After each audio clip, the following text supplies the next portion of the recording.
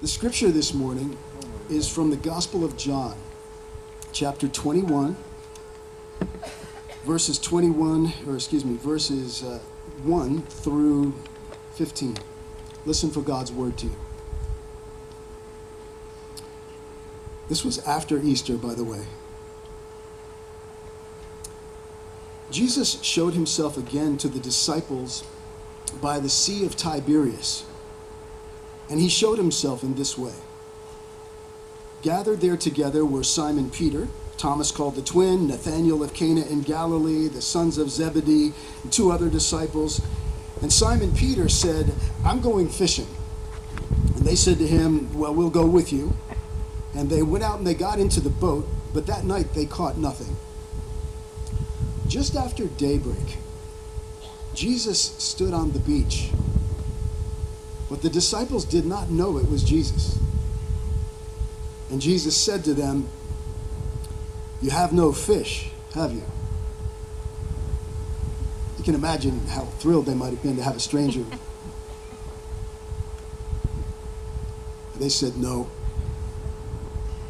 And he said to them, "Cast the net to the right side of the boat and you'll find some." So they cast it. And now they were not able to haul it in because there were so many fish. And the disciple whom Jesus loved, that's how John referred to himself. The disciple whom Jesus loved said to Peter, "It's the Lord."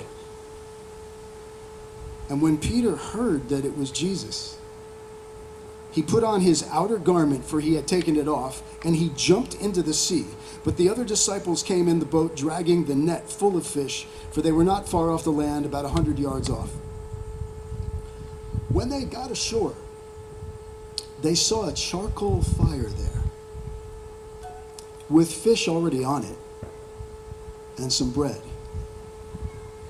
And Jesus said to them, "Bring some of the fish that you've just caught." So Simon Peter went aboard and hauled the net ashore, full of large fish, 153 of them.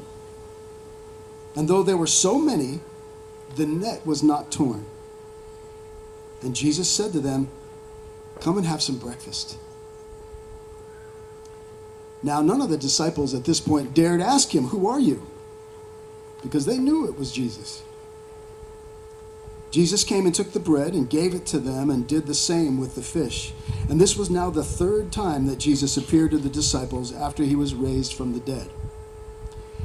And when they'd finished breakfast, Jesus said to Simon Peter, "Simon, son of John, do you love me?"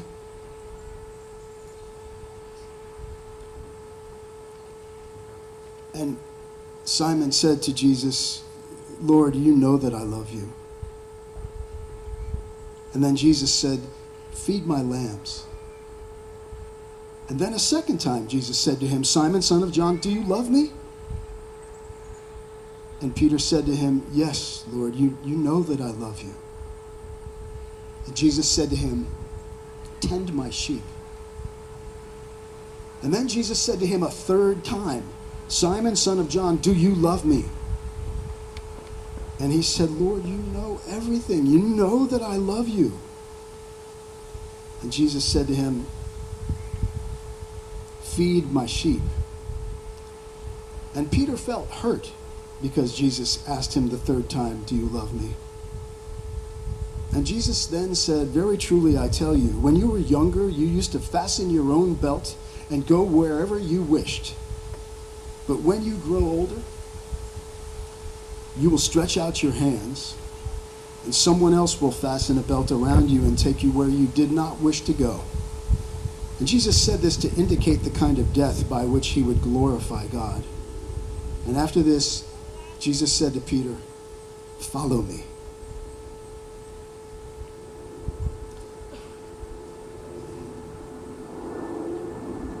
Just checking to see how we're doing on time. Let's see if I had time for the joke. So Bill Gates died and went to heaven and found that he had a very nice suit. In fact, 2 tailor-made suits were his. He had an extremely nice house in heaven. And he felt, I'm pretty well off here too. This is all right. And he walked around, and all of a sudden he saw this other man who had way more possessions. He had a yacht. He had all kinds of fancy stuff, 2 mansions. And so Bill said, he went over to St. Peter and said, why does this guy have so much more than I do? And so Peter said, well, that's the captain of the Titanic. He only crashed once. The inventor of Windows. Has nothing to do with the sermon, but it was time for a groaner.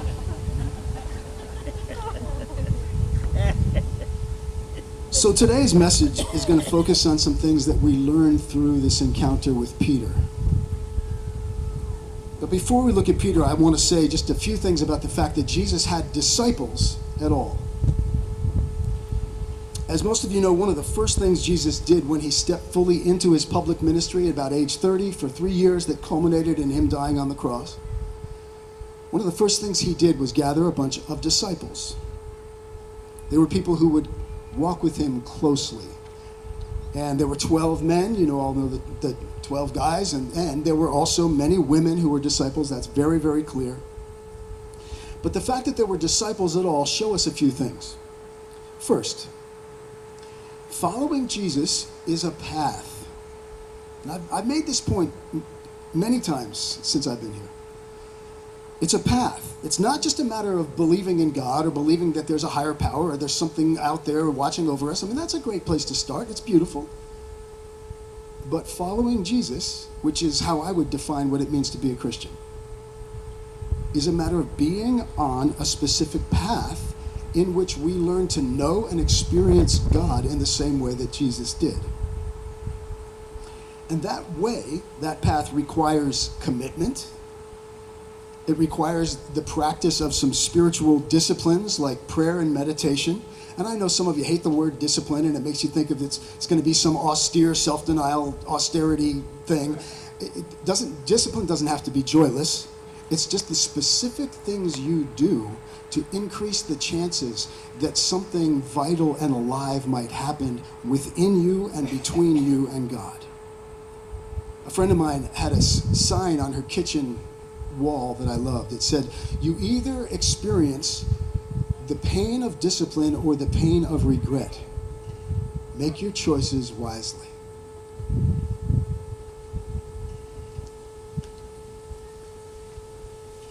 The second thing that we see about discipleship is that the path of Jesus is about community.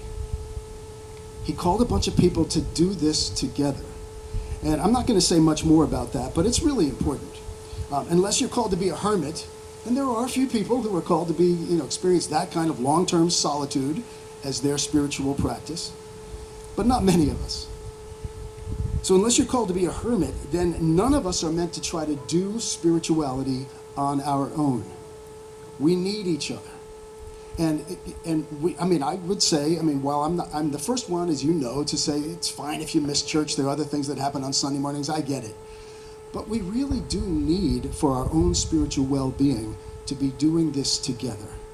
And I love it when a lot of you show up on a Sunday morning, because there's more energy and we get to build our relationships and get to know each other. But the point is, this is not about each of us as individuals having a private spiritual experience. You don't need a community to do that. But to be a follower of Jesus is a call into doing it with other people. The last thing I'll say is that the disciples were a very diverse bunch of folks, of completely ordinary people. So there is no one kind of person who's more wired for this than others. And the disciples, very diverse bunch of folks, and part of why they're there is so we can look at them and say, oh, I can relate to him. And maybe some of you will relate to Peter today, or her. Peter, now, for those of you who don't know much about the Bible, and it's totally okay if you don't, you got to start somewhere. Put a little plug in for our post-worship Bible study, which Zoom people can join also. after church in about 11:30 or so, we have Bible study, and it's a no dumb such thing as a dumb questions asked Bible study. You don't have to know anything. It presupposes nothing. You just come, and we always have beautiful conversations based on the scriptures. But Peter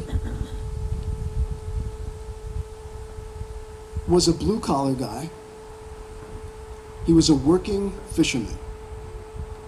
He was outspoken. He had few, if any, filters. He was a leader, but raw and rough, and often in his own way, and often putting his foot in his mouth,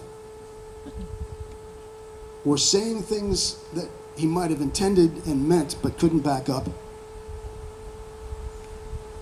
He was sort of a ready, fire, aim kind of guy. Most fishermen who made their living fishing the huge lake known as the Sea of Galilee, it's a huge lake, hated the Romans who had invaded their country and taken over the land and all of the natural resources, including the Sea of Galilee. And you know, I've pretty much come to just accept that every story in the Bible that is in the context of being around the Sea of Galilee has political and social overtones to it because of how loaded that context was. The Roman Emperor Tiberius had seized control of the Sea of Galilee and the fishing industry that prospered there, and he had the nerve to put his own name on it, change the name of it to the Sea of Tiberius, taxed the heck out of all local fishermen's earnings, and took all the larger quality fish for export and for sale to wealthy people who could afford it. So the little detail in the story about the fish being large fish, and by the way, when there's a detail like 153 fish, you can pretty much count that that's there for a loaded reason. 153 in the code language of Hebrew alphabetical numerology. If you work that out, and I'm not going to take the time to try to tell you how it works, but if you work it out, it spells the words, I am God. I am, remember, that's the name of Yahweh. So it was their way of saying to Rome in code language, you don't own this lake. God owns it, and God owns all the fish in it. That's just a little Bible study candy for you.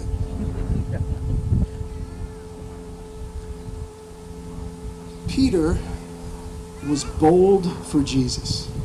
That's one of the things I love about him. Yep, he was rough and raw and often got it wrong, but he showed up. And Ken Wilber, a Buddhist spiritual philosopher, he said, you know, there are really 4 components to an authentic spiritual journey. Wake up, clean up, grow up, and show up. Peter showed up. Some of you remember what happened, though, on the last night of Jesus' life on earth.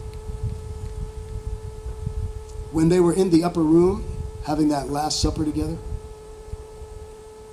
Jesus told his disciples once again that he was going to be killed. And he was not subtle about it. In fact, he broke the bread and he gave it to them and said, this is my body, which is about to be broken. And this cup is my blood. It's get real time, guys. And Peter, at the table, stood up and said, Jesus, no way. Peter wanted Jesus to overthrow the Romans. And he said he would not accept that Jesus was going to get killed, that it wasn't going to be a success story. And so Peter said, no way, I will fight for you, Jesus. If I have to die tonight, I will die for you. And you know, Peter meant it. Jesus' response, a lot of you know the story, but some of you don't. His response was, Peter, before the rooster crows tomorrow morning, you're going to 3 times deny that you even know who I am. And Peter, I'm sure, thought, no way. And later that night, when they're in the Garden of Gethsemane, which, by the way, is a grove of olive trees spread out, not too unlike this, just bigger, but beautiful olive trees that are still there 2,000 years later. I've been there. Later that night, when Judas, the betrayer, brought the Roman soldiers to arrest Jesus in the middle of the night quietly, when Peter saw what was happening, he went up and he got his sword out and he drew his sword and he sliced off the ear of one of the Romans. So these were not idle words. And then Jesus says, no, Peter. And the last miracle Jesus did was to reach down on the ground and pick up the ear from this servant of a Roman soldier and somehow miraculously put it back, take his hand away, and it's there again. And then he turns to Peter and he says words that have been quoted often historically, rarely put into practice. He said, Peter, those who live by the sword die by the sword. And he was in essence saying, I have not come to start yet another war for any reason. So Jesus is taken away, and you know what happens then later that night. All the disciples scatter later that night. In fact, it's in the middle of the night. In fact, right by dawn the next, probably 5 o'clock in the morning, Friday morning, Peter says, I got to go see what they're doing to Jesus. And so he gets close to the city, up by the city gate, and there's a charcoal fire. And some people are warming themselves by the fire. And so Peter goes up. Took some courage to get that close to the danger zone. And some woman says, hey, I recognize you. You were with Jesus, weren't you? And he says, no, it wasn't. One time. And then a woman says, no, I recognize you. And your accent, you have the same accent as Jesus. You're from Galilee. I know you were with him. And Peter says, I don't know what you're talking about. I don't know the man. 2 times. And then one more says, no, I know you're with him. I saw you too. And Peter gets upset and he says, I don't know him. 3 times. And the rooster crows.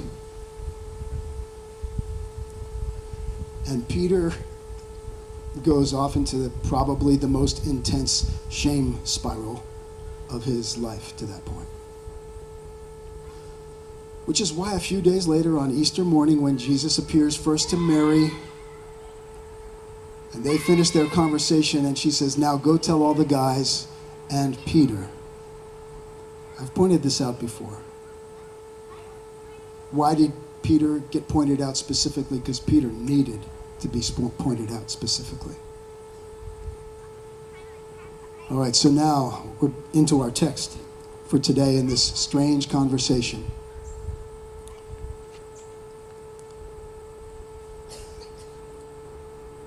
There are only 2 times in the Bible when the Greek word for charcoal fire is used.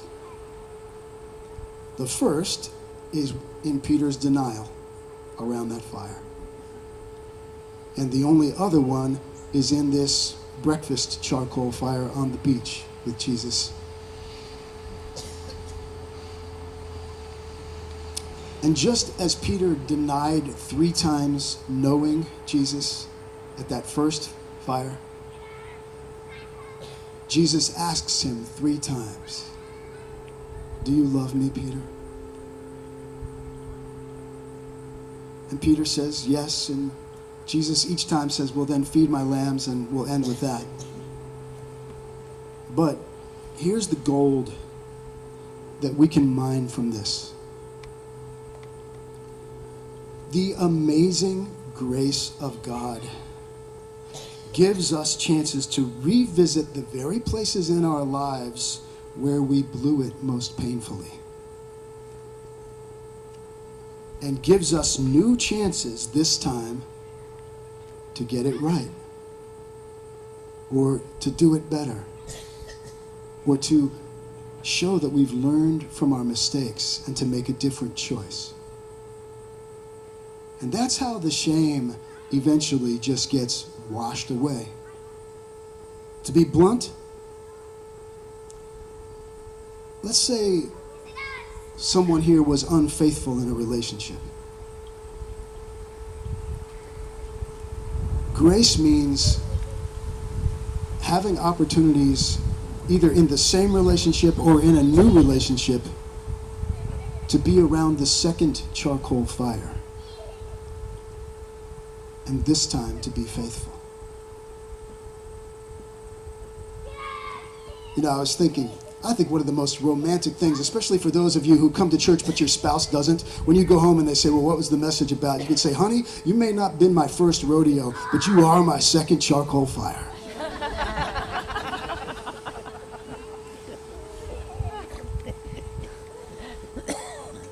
Maybe you lied at some point. Hello. Welcome to my house.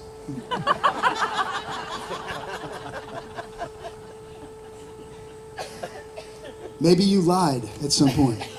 Okay, Jesus is now with you at second charcoal fires where you get a chance to tell the truth when it's not easy to tell the truth. You get the point, right? You fill in the blanks, you connect the dots, you make the connections in your life. Grace means that opportunities where you blew it spiral back around to you. And this time with Christ there with you, you get to make a better choice. It doesn't get any better than that. So I'm going to end by saying this. First, Peter never got it all together. He was never perfect. He did a whole lot better and became one of the leaders of the early church. But, you know, newer gospels like the Gospel of Mary and the Gospel of Thomas are making it clear that Peter was the primary one who had a problem with Mary and was jealous that Jesus had stuff going on with Mary and information he entrusted to her that the others were jealous about. You know, he never got over his own patriarchy. It's not about being perfect. It's about continuing to progress, continuing to grow up. And when Peter, who abandoned and denied Jesus because he was afraid of the Romans, later on as a leader, a primary leader in the church, was arrested and beaten and killed himself for following Jesus, was about to be crucified according to tradition. And he said, no, I am not worthy to die the way Jesus did, so crucify me upside down. And they did. So he got another chance to show some courage. But I just want to end with this sheep thing. Because not only does grace give you back another crack at things that you missed the first time, but once you are solid in and with your relationship with God, then grace says, okay, now I got a job for you. I got work for you. Don't just come around me or the church or whatever to be fed. I mean, I hope you are fed. But if you really get it, come around here to share the work. Feed my lambs. So I want to ask you, how are you feeding lambs here in this community? If this is becoming your primary spiritual community, and I hope it is, or at least one of them, are you feeding any lambs around here? Or beyond here? What's your ministry? What are your new marching orders? How are you using your gift? And I'll just be blunt. We need some of you new folks to step up and to take on some of the work so that we can release some of you who've been doing it so faithfully for so long. And we don't want you to go anywhere, but we do want to require a little less of you as we move forward. And you know who you are, and we know who you are, and we adore you, we love you. And we also want you to be able to say, my tour of duty here is transitioning.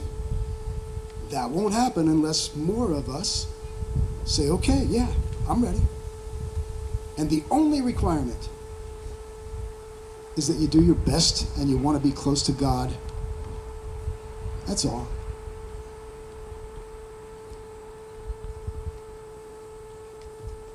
So, if this message had a title, I would call it Love at the Second Charcoal Fire. Amen.